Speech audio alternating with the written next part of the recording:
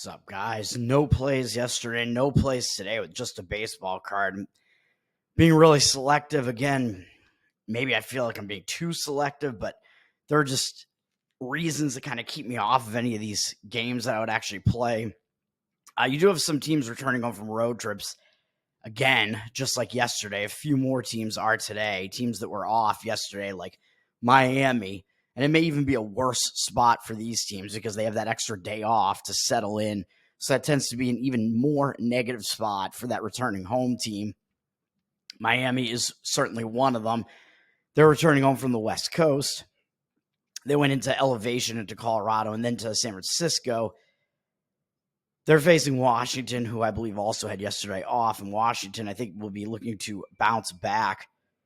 Yeah, from getting absolutely annihilated by the Cubs in their most recent game, 14-1. So it is a decent bounce back spot for Washington.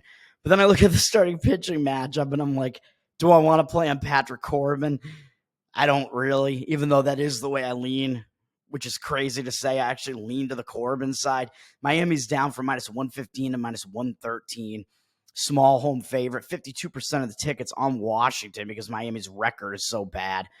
The ticket percentage is actually going to be against them, but 92% of the cash on Washington. So it does look like some strong market signaling on Washington in that respect on the cash discrepancy there. Patrick Corbin, as bad as he's been, I've been saying he's a terrible pitcher. His overall stats are terrible. He's been quite good in the last month or so, though. A 3.76 ERA in August. He somehow started pitching well from out of nowhere. 24-9 strikeout walk ratio in that span. And his most recent start, a 6-inning, 0-run performance against the Yankees, which I think might have been on the road too. That's just crazy. But he might be in a letdown after that. Oh, no, it was at home. Excuse me. It was at home. But he could be in a letdown after that, man. That's just the thing. Like, I don't trust Corbin still, even though he's the pitcher of these two who's in much better form. I just can't bring myself to do it. Possible he loses focus a little bit, even though this is a divisional game. Miami is certainly a lesser opponent than the Yankees are, and he just had his best start of the year, basically, against the Yankees. So I don't trust that. And then Max Meyer, the rookie pitching from Miami, he's really started to lapse after a decent start to the year. 7.12 ERA in the month of August. Basically, since he came back in late July when they brought him back up, he's been much worse since then. Hasn't really been getting the job done, so I don't trust him. But Washington has never faced him before, so he may still have a little bit of a built-in edge there as a decent young pitcher. So I just can't bring myself to do that. We got Pittsburgh against the Cubs. This is a rematch of the same pitching matchup from like a week ago with Paul Skeens against Kyle Hendricks. You remember I said in that game, this is a mismatch. Paul Skeens is obviously the way better pitcher. Hendricks is, I don't know why he's even still in the rotation, to be honest. I guess the Cubs just don't really have anybody else. Skeens is the way better pitcher, has the way better numbers this season, has the better numbers against Chicago than Hendricks does against Pittsburgh. And in that last matchup, Hendricks was terrible. He gave up like 6 runs in an inning and 2/3 or something, got wiped out of the game. That one you would have won on Pittsburgh if you went first 5 inning on that one because Skeens exited with a pretty massive lead in the game. He didn't do the greatest, but he was still fine. Exited with, I think, an 8-3 lead or something like that in the game. And then the Cubs bullpen proceeded to give up 11 runs in the final 3 innings or something and lose that game 14-10. That's just insane. So if I was going to do this one, it could be a first 5 inning play in Pittsburgh. Maybe Pittsburgh's up from -102 to -110, but they're public because it's Paul Skeens. Everybody wants to jump on that bandwagon now when it's too late and you're not getting as much value with them. I mean, they're laying a price on the road. 69% of the tickets on him, on the Cubs, really on him. That's why the ticket percentage is there. 56% of the cash, though, so less of the cash than the tickets on the Pittsburgh side there. And these two teams played yesterday, and Pittsburgh did win. So, again, it's not something I really want to do. Toronto Blue Jays returning home for a road trip with a day off, so they're in a bad spot up against a superior Philadelphia team. They went to Boston and Minnesota, so not like a huge amount of travel for them, but they are returning home from a road trip and facing Tyler Phillips, a pitcher who they've never seen before, a young pitcher in Philadelphia's rotation. But Phillips, after that really nice complete game shutout against Cleveland. That seems to have overworked him a little bit because he has put together bad performances ever since, with a 13.91 ERA in August. And then they gave him some time off, I think, to try to regroup, which may help him a little bit. But I can't play in Philadelphia, man, after they're coming off a big series win, 3 out of 4 over the Braves. They could be in a letdown spot, even though this is them starting a road trip. They're stepping down in class to face a Toronto team. And it's just possible Philadelphia doesn't totally focus on them after playing a much bigger series. So conflicting indicators there, which I don't really want to get involved in. Both teams in bad spots there. Atlanta is returning home from a road trip. They were just in Philly. They went to Minnesota and then Philly. Not a whole lot of travel, really, for them returning home from Philly. And they're facing a far inferior Colorado Rockies team. So even though Atlanta is returning home, coming off a big series against Philly, which they lost, as I just mentioned, I'm not going to fade Chris Sale and an Atlanta team that's at minus 380 right now, even though they are public with less of the cash than the ticket percentage on them. Yeah, that's just going to be a no thanks for me.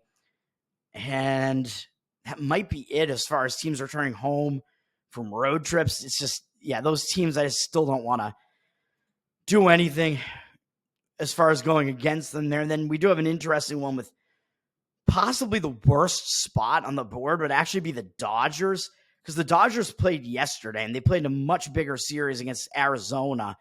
And now they're moving over and playing at Anaheim, which is almost like kind of a return home spot. But I don't think they're really going to be distracted by the return home thing, even though they will be back in the LA area because they're not getting a day off. So they're going to continue playing baseball. But coming off a 3 out of 4 series win, winning 3 games out of 4 against Arizona, the division rival and last year's NL champions, that was a big series for the Dodgers. So they could be in a bit of a letdown mode coming off of that and having no days off. So they did have to use some of their bullpen yesterday in a crazy high-scoring game. They used 5 relief pitchers, I think. So even though Flaherty was their starter, and he usually tends to give you a pretty good performance, he didn't do that badly. But the Dodgers bullpen got a little bit roughed up. They still won, I think, and they are coming off that. So it could be in a letdown mode. They used a bunch of their bullpen yesterday while Anaheim was off. So this is the only game today where you have a team that was off yesterday playing a team that was not. And Anaheim's not even traveling. They're staying at home. They're coming off beating Seattle. So would they be in a letdown mode because they just won a series against a division rival in Seattle? I don't know. But LA is in the LA. They're both LA. The Dodgers are in the worst spot here, I would say. And Walker Buehler is pitching for the Dodgers, and I've mentioned him on the show before. He's a guy who went from putting together some pretty decent stats over a few years to then just basically completely falling off a cliff. He didn't have a good 2022 season, really. His numbers got fairly significantly worse, and then he didn't pitch at all last season, and this season has just been a mess for him in a limited amount of playing time, but he's just really putting up bad stats, very high ERA, very high whip. Hasn't been doing well recently either, with a 9 ERA in the month of June. And then they, I think, took him out of the rotation, and then since he's come back, it hasn't helped him really, and he's still been bad. In August, he put up a 6 ERA, and up against Anaheim in 31 at bats, he's been mediocre against them. He does have an 8-4 strikeout walk ratio against them, which isn't that great. He's held them to a pretty low 258 average, but a 762 OPS, which is getting a little bit on the higher side there. So Buehler has been pretty average against Anaheim. And given that Anaheim's not a very good offense, those numbers aren't very impressive, really. But Reed Detmers is pitching for Anaheim, and he was pitching really well early in the season, had a really good month of April with a 3.34 ERA, and he was putting together some really nice performances, had a nice strikeout walk ratio. He still has a good strikeout walk ratio on the entire season, 70-27 is 63 innings pitched. That's not that bad. It's a little bit high on the walk side, but strikeout rate is there. It's pretty good, but he really fell off in the month of May with a 9.49 ERA. He just really started struggling, but he faced a bunch of good offenses, really. Well, Cleveland twice and Houston. I mean, those are good offenses. That's 3 out of the 5. And faced Kansas City and St. Louis. Didn't do well in really any of those starts. And I don't know if maybe he was dealing with some sort of injury or something, because he last pitched on June 1st, and then they like shut him down basically after another pretty bad performance. So he had just completely fallen off, and that was against Seattle, in Seattle, which is a pitcher's park. So he got shut down after that, not pitching well, but now he is coming back. And this is a guy he's a young dude, but he has multiple complete seasons under his belt, really, in 2022 and 2023, where he had kind of mixed results, had a good 2022 for the most part. His 2023 was a bit less good, even though his strikeout rate increased. He became more wild as well. So, and that's kind of continued into this season, where he's been a little bit too wild, but he's had a really good strikeout rate. So he's going to have to get that control fixed, man, because I do think he has really good stuff, and it's just kind of a control issue with him, which is a fixable thing. So I do lean to the Anaheim side here, just because they are off of rest. Detmers is a guy who has a couple years under his belt, so I think the fact that he's returning from the DL or wherever he's been, he may be kind of pumped up, and he gets to face the Dodgers, the cross-city rival, basically, which is a big game for him. So I think he could step up and want to put in a good performance. It's kind of just a matter of, will he physically be able to, basically? Like, is he going to be able to keep that control under wraps? And he actually doesn't have terrible numbers against the Dodgers in a 58 at-bat sample size, but he's given up 4 home runs against them, so they have hit him hard. So that's the one problem. 17-5 strikeout walk ratio against them is good. So his numbers are mostly good, holding them at a 241, holding them to a 241 batting average. A lot of strikeouts, not that many walks, but because of all those home runs, he's also allowed an 802 OPS against them. So not quite something that I want to do, but I do think that the Dodgers situationally might be in the worst spot, and they're, of course, going to be heavily public because they're the Dodgers. They're the way better team over Anaheim. I mean, they're laying a huge road price, down from minus 180 to minus 178. 90% of the tickets on them, but I see 97% of the cash listed as being on them on pregame. May not be a totally accurate number there. Looks like they may have a little bit more of the cash than the tickets, but they're just heavily public. So I do kind of lean against them. And if you wanted to do that, you could maybe take the run line with them to get it down to a cheaper price with Anaheim. You could just be real ballsy and just fire on the money line. I mean, you can get such a good money line price on them probably that you really don't need them to win. Like long term, you don't need an underdog like that. If they're at like plus 150 something or whatever, you don't need an underdog like that to win more than like, you only need them to win like 40 something percent of the time probably. So you're not really saying that you think they're actually going to win. You're saying you just think that they have a better chance to win than what the odds makers are giving you. That's going to do it for me, man. So we'll get into football again. I have my main league's fantasy draft just tonight, and I'm not prepared for it at all. I have not studied for it at all. I don't have the information for it. And it's an auction. I'm going to fly by the seat of my pants on that one. Need to get back into my winning fantasy football ways. I was just out of the playoffs in that league last year, all because of a Christian Kirk injury.